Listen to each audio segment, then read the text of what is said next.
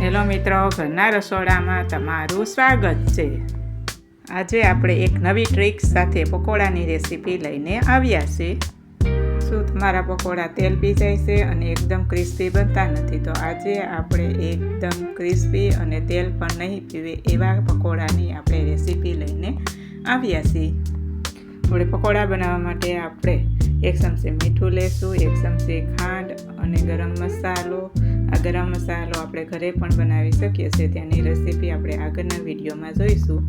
2 ચમચી આપણે સિંગના દાણા લેશું, ધાણા જીરું પાવડર, લાલ મરચું પાવડર, આદુ મરચાં લસણની પેસ્ટ લેશું, 2 લીલા મરચાં લેશું, 2 કાંદા લેશું અને 2 લીંબુ લેશું ને આપણે થોડાક ધાણા લેશું ને આ બધાને આપણે પહેલાં કટ કરી લેશું। અહીં આપણે પાણીમાં ધોઈને સાફ કરીને આપણે ધાણા લીધેલા છે, તો આપણે તેને એકદમ ઝીણા ઝીણા કટ કરી લેશું। હવે આપણા ધાણા કટ થઈ ગયા છે, તો આપણે એક સાઈડ મૂકી દઈશું। હવે આપણે મરચાંની એકદમ ઝીણી ઝીણી કટકી કરી લેશું। હવે આપણે દાણાને કાજુ બદામની જેમ એકદમ ઝીણા ઝીણા પીસ કરી લેશું। આપણે એકદમ ઝીણા ઝીણા પીસ રાખવાના છે। આ આપણી એક નવી ટ્રીક છે પકોડાની। આનો ટેસ્ટ આપણે પકોડામાં બહુ મસ્ત આવે છે। તમે પણ પકોડામાં સિંગ દાણા જરૂર નાખજો। આપણે સિંગના પીસ થઈ ગયા છે, તેને એક બાજુ મૂકીશું। પછી આપણે કાંદાને ઝીણા ઝીણા એકદમ પીસ કરી લઈશું।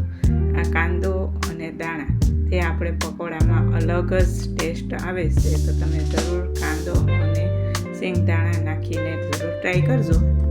અહીં આપણે કુકરમાં 1 ગ્લાસ પાણી નાખીને 1 ચમચી મીઠું નાખ્યું અને 1 કિલો બટેકા આપણે બાફીને અહીંયા લીધા છે, તો તેને આપણે કાઢીને આપણે સાઈડ ઉતારી દઈશું। આપણે 1 કિલોમાંથી 5 વ્યક્તિના પકોડા આપણે બનાવીશું।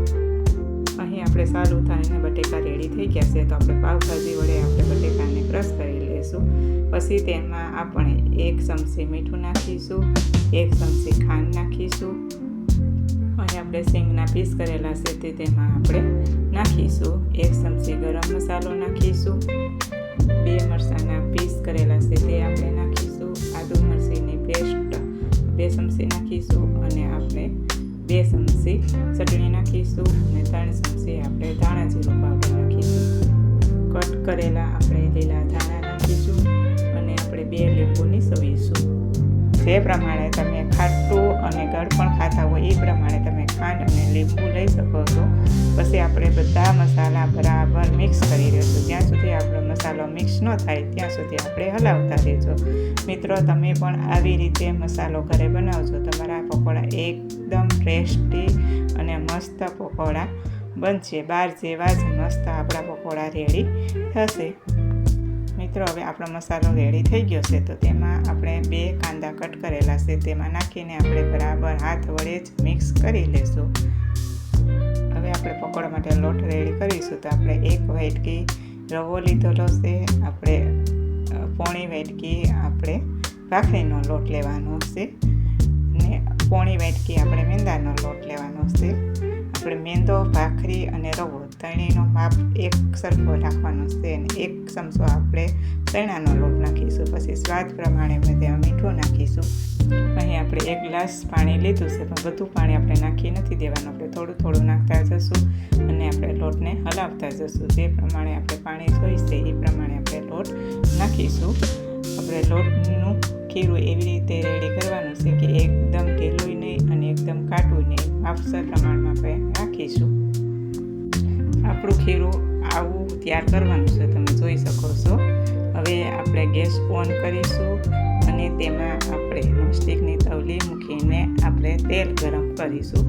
આપણું તેલ જ્યાં સુધી આપણું ગરમ થાય ત્યાં સુધી આપણે બ્રેડ ભરીને આપણે પહેલાં રેડી કરી લઈશું। તો આપણે બ્રેડના મસાલો ચમચી વડે જ આપણે ભરીશું ને બ્રેડમાં આપણે એવી રીતે મસાલો ભરીશું કે આપણે કોર પણ કવર કરી લેશું। તમે જોઈ શકો છો કે આપણે કેવી રીતે આપણે બ્રેડ ભરીએ છીએ, કે જેથી કરીને આપણું પકોડું છે તે એકદમ ટેસ્ટી લાગે એવી રીતે આપણો મસાલો ભરીશું। આપણે મસાલો થોડોક વધારે નહીં અને ઓછો નહીં, એવી રીતે માપસર પ્રમાણે ભરીશું।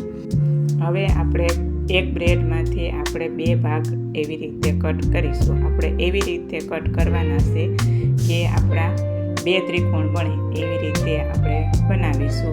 તો જોઈ શકો છો કે આપણા 2 ટ્રાયેંગલ બન્યા છે. તો આવી રીતે આપણે બધી બ્રેડ છે તે કટ કરીને આપણે પહેલાં રેડી કરી લેશું. હવે આપણે ખીરામાં 1 ચમચી લાલ મરચું પાવડર નાખીશું કે જેથી કરી આપણે પકોડાનું ઉપરનું કવર છે તે આપણે મોરું ન લાગે, એટલે આપણે 1 ચમચી લાલ મરચું પાવડર નાખીશું. પછી આપણે જોઈશું કે આપણું તેલ ગરમ થઈ ગયું છે. હવે આપણે પકોડાને લોટમાં બોરીને આપણે તેમાં નાખીશું. જો તમને લોટ વધારે ઘાટો લાગતો હોય તો આપણે થોડું થોડું પાણી મિક્સ કરતા રહેશું, કારણ કે આપણે બ્રેડ છે તે પાણી પી જાય છે. તો આપણે થોડીક વારે આપણે થોડું થોડું પાણી મિક્સ કરતા રહીશું. હવે આપણે પકોડાને આપણે સીપિયા વડે આપણે પલટાવીશું કે જેથી કરીને આપણું તેલ ઉડે નહીં. એવી રીતે આપણે સીપિયા વડે પલટાવતા રહીશું અને આપણે એકદમ બ્રાઉન કલર ન થાય ત્યાં સુધી આપણે તળીશું. આપણે પકોડા એકદમ ધીમા ગેસે જ આપણે તળવાના છે કે જેથી કરી આપણું પકોડું છે એકદમ ક્રિસ્પી બને. આવી રીતે આપણે આ બધા પકોડા તળીને આપણે રેડી કરીશું. તો મિત્રો જોઈ શકો છો કે આપણા પકોડા એકદમ ક્રિસ્પી બન્યા છે અને આપણા પકોડામાં તેલ પણ નથી પીધું. તો તમે પણ આવી રીતે જ ઘરે ટ્રાય કરજો, તમારા પકોડા આવા મસ્ત ક્રિસ્પી બનશે. અને જો આ રેસીપી સારી લાગી હોય તો કોમેન્ટ બોક્સમાં જરૂર જણાવજો, અને નવી રેસીપી જો તમારે જોઈતી હોય તો કોમેન્ટ બોક્સમાં જણાવજો. અમે જરૂર તેનો વિડીયો બનાવીને મૂકીશું. અને અમારા વિડીયોને સબસ્ક્રાઈબ કરજો, લાઈક કરજો અને વધુમાં વધુ શેર કરજો. ફરીથી મળીશું નવી રેસીપી સાથે નવા વિડીયોમાં. અમારો વિડીયો અંત સુધી જોવા બદલ તમારો આભાર.